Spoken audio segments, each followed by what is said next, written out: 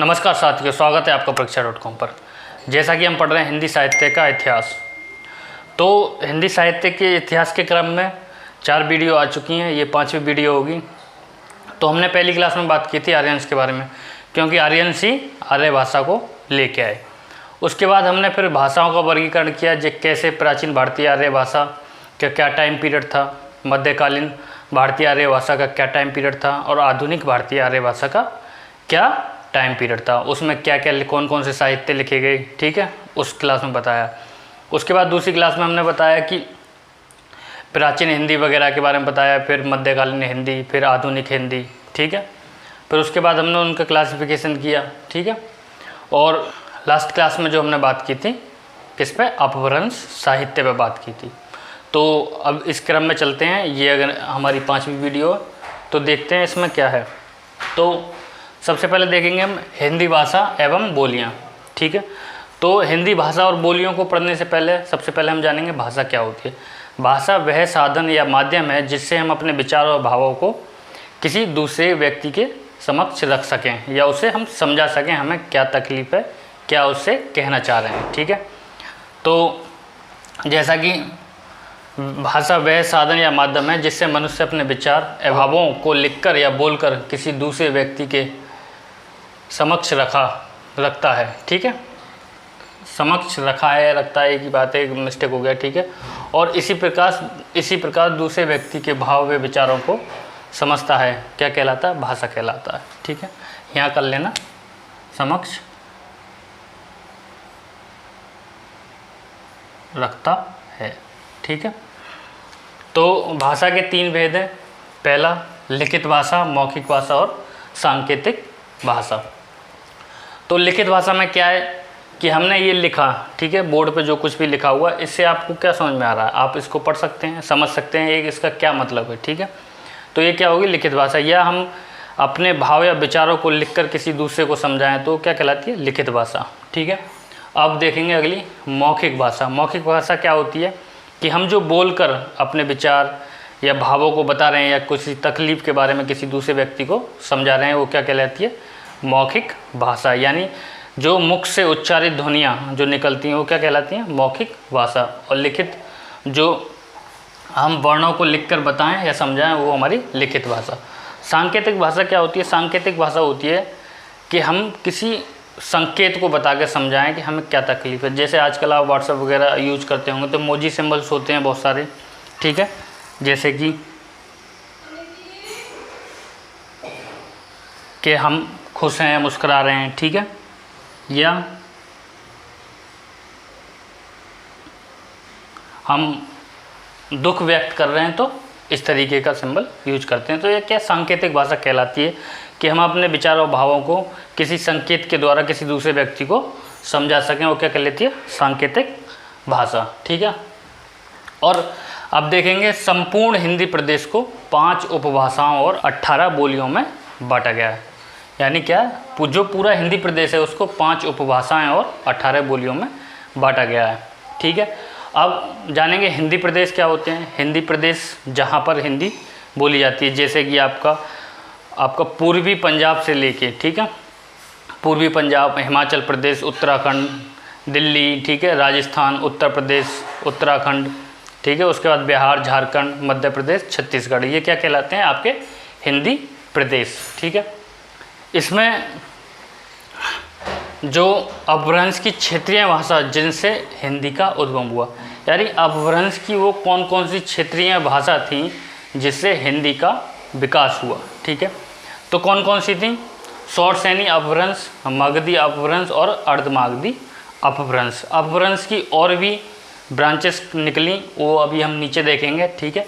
तो हम पढ़ रहे हैं हिंदी उपभाषाएं और बोलियां, ठीक है। तो हिंदी में 3 अपभ्रंश ब्रांचों से ही क्या कि मैं हिंदी निकली, बाकी 6 ब्रांचों में बटी हुई है ये अपभ्रंश हमारी, या 6 शाखाओं में टूटी हुई है, जिसमें से 3 जो शौरसेनी अपभ्रंश और मगधी और अर्धमागधी, इसी से हमारे जो पूरा हिंदी प्रदेश है इसमें ये सारी यही बोली जाती हैं, ठीक है। तो अब हिंदी की उपभाषा एवं बोलियां देखेंगे, ठीक है, उनको कैसे कैसे बांटा गया है।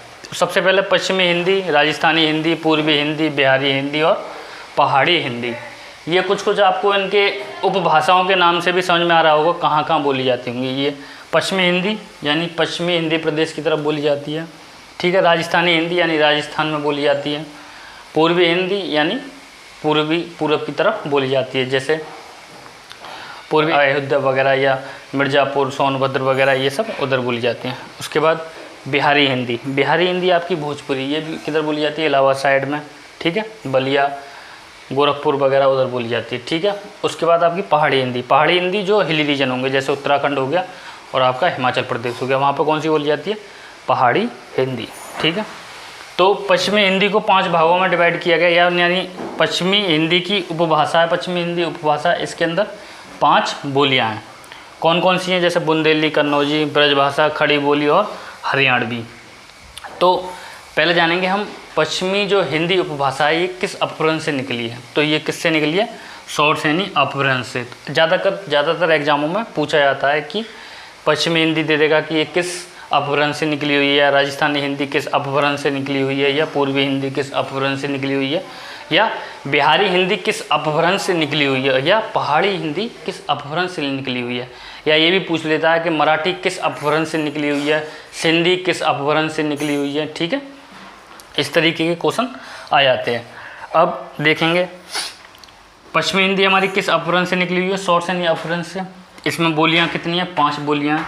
सबसे पहले बुंदेली से समझ में आता है कि बुंदेल रीजन में बोली जाती हुई है। बुंदेल राजपूत, जहाँ राजपूत शासक थे वहाँ पर ये बोली जाती है, जैसे झांसी, जालौन, हमीरपुर, ठीक है, आपके ललितपुर वगैरह, ग्वालियर तक ये बोली जाती है, ठीक है। कन्नौजी का मतलब कन्नौज के आसपास या कान्यकुंज साम्राज्य में ये बोली जाती है। जो कन्नौज के आसपास का क्षेत्र है वहाँ पर ये बोली जाती है। इसको कहते हैं कि ब्रजभाषा की ये उपबोली है, ठीक है। ये भी बोला जाता है कि कन्नौजी जो उपभाषा की, क्योंकि बिल्कुल ब्रजभाषा से निकट में है। उसके बाद ब्रजभाषा अगर आप देखेंगे, जैसे मथुरा, ठीक है, हाथरस, आगरा, अलीगढ़, ठीक है, बदायूं, ठीक है, बुलंदशहर, ये सब कहाँ आते हैं, ब्रजभाषा के अंदर। एटा, मैनपुरी वगैरह ये सब ब्रजभाषा के अंदर आते हैं। अब देखेंगे खड़ी बोली यानी कौरवी बोली, ठीक है। ये आपके मेरठ साइड या सहारनपुर रीजन की तरफ ये बोली जाती है। हरियाणवी आपके हरियाणी जिंद वगैरह साइड में, हिसार विसार की तरफ ये हरियाणवी बोली जाती है। हरियाणवी का दूसरा भी नाम क्या है, वहाँ की लोकल लोग जो बोलते हैं या आम लोग जो बोलते हैं उसको बांगरू भी बोलते हैं, ठीक है। खड़ी बोली को कौरवी, क्योंकि कौरवों के रीजन में ये बोली जाती है इसलिए कौरवी कहलाती है। इसको सर हिंदी भी बोलते हैं खड़ी बोली को। ये हम आगे जब एक एक भाषा के बारे में बताएंगे, कहाँ किस क्षेत्र में बोली जाती है, क्या उसकी विशेषता है, उसमें साहित्य या लोक साहित्य कौन कौन से होते हैं। ब्रजभाषा और खड़ी बोली में, इन दोनों में ही लोक साहित्य और साहित्य लिखे जाते हैं। इनमें क्या है, हरियाणवी, कन्नौजी और बुंदेली, इनमें क्या है, केवल लोक साहित्य ही प्रचलित है, ठीक है। उसके बाद राजस्थानी हिंदी किससे निकली हुई है, शॉर्ट यानी अपभ्रंश से निकली हुई है। ये भी इसमें जैसे मारवाड़ी, मेवाड़ी, हाथौड़ी, ठीक है, ये हाथौड़ी कोटा के रीजन के साइड में बोली जाती है। मारवाड़ी आपकी जैसलमेर, जो वहाँ पर पाकिस्तान बॉर्डर से लगा हुआ है जैसलमेर वगैरह, वहाँ पर बोली जाती है, ठीक है। मेवाती आपकी ये जयपुर साइड बोली जाती है, ठीक है। अजमेर वगैरह की तरफ मेवाती बोली जाती है। मेवाड़ी, ठीक है, जयपुर वगैरह पूर्वी क्या में आपको इसको पूर्वी राजस्थान की तरफ बोली जाती है, ठीक है। अब देखेंगे पूर्वी हिंदी अवधी, बघेली और छत्तीसगढ़ी, ठीक है। अवधी आपकी अयोध्या, अवध क्षेत्र में अवधी बोली जाती है। अयोध्या के आसपास के जो रीजन है वहाँ अवधी बोली जाती है, ठीक है। उसके बाद बघेली आपकी बांदा वगैरह उससे नीचे मध्य प्रदेश की तरफ ये बोली जाती है, ठीक है। छत्तीसगढ़ में बोली जाती है, छत्तीसगढ़ के नॉर्थ छत्तीसगढ़ में बोली जाती है, ठीक है। बिहारी हिंदी जैसे मगही, मैथिली, भोजपुरी आपकी उत्तर प्रदेश के पूर्वी क्षेत्र की तरफ बोली जाती है, ठीक है। मैथिली आपकी बिहार में बोली जाती है, भागलपुर वगैरह। मगही भी पटना इसका मेन क्षेत्र है मगही का, ठीक है। ये हम आगे देखेंगे। पहाड़ी हिंदी आपकी मंडियाली, कुमाऊनी, गढ़वाली, ठीक है। कुमाऊनी आपकी ये हल्द्वानी वगैरह और नैनीताल की तरफ बोली जाती है। गढ़वाली आपकी ऋषिकेश से ऊपर की तरफ बोली जाती है। मंडियाली आपकी ये शिमला वगैरह में वहाँ बोली जाती है, ठीक है। तो ये था हमने इसका थोड़ा सा ओवरव्यू लिया है। अब नेक्स्ट क्लास में हम क्या करेंगे, हर एक जैसे पश्चिमी हिंदी के बारे में डिटेल में बात करेंगे, जो 5 लैंग्वेज हैं, ठीक है। उसके बाद राजस्थानी हिंदी के बारे में कहाँ कहाँ किस किस का क्या क्षेत्र है और किसका लोक साहित्य और साहित्य में उपयोग होता है, ठीक है। पूर्वी हिंदी की भी बात करेंगे। ज़्यादा लंबी क्लास नहीं होगी, एक शॉर्ट क्लास ही होगी ताकि आपको अंडरस्टैंडिंग हो सके, ठीक है, एग्ज़ाम के लिए। उसके बाद बिहारी हिंदी, पहाड़ी हिंदी, ठीक है। और मैंने बताया था अपभ्रंश की और भी क्या मैं कई भागों में टूटा था, 6 भागों में लगभग माना जाता है कि अपभ्रंश 6 भागों में लोक भाषा में टूटा हुआ था, ठीक है, जिसमें पैसाची अपभ्रंश, ब्राह्मण अपभ्रंश और महाराष्ट्री अपभ्रंश। तो पैसाची अपभ्रंश में क्या निकली उससे, कश्मीरी, ठीक है, पैसाची अपभ्रंश से कश्मीरी निकली। ब्राह्मण अपभ्रंश से कौन सी निकली, सिंधी, ठीक है। महाराष्ट्री अपभ्रंश से मराठी और कोंकणी। मराठी आपकी कहाँ कहाँ बोली जाती है, महाराष्ट्र में और गोवा की तरफ ये बोली जाती है। कोंकणी भी उधर ही बोली जाती है, ठीक है, गोवा में। सिंधी आपकी सिंधी, जो सिंधी लोग बोलते हैं केवल वही सिंधी भाषा का उपयोग करते हैं, इसका कोई पर्टिकुलर क्षेत्र या रीजन नहीं है। कश्मीरी आपकी कश्मीर की तरफ बोली जाती है, ठीक है।